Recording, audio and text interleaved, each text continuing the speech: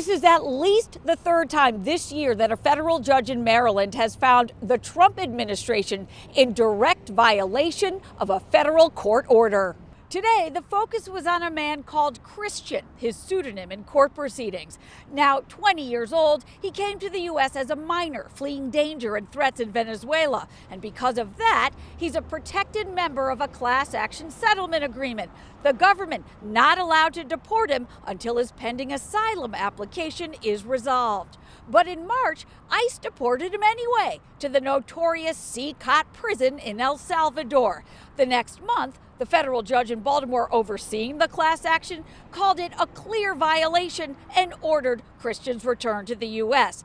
But instead of doing that, on Friday, Christian was flown to Venezuela as part of a massive prisoner exchange with American citizens. They used him as a pawn in a prisoner exchange deal, his attorney said in court today. They sent him to Venezuela, the actual country he escaped from as a child and which he's seeking asylum from. Not only is this a violation of this court's order, it is an active, purposeful step to deport him. Someone should be held accountable for these egregious violations.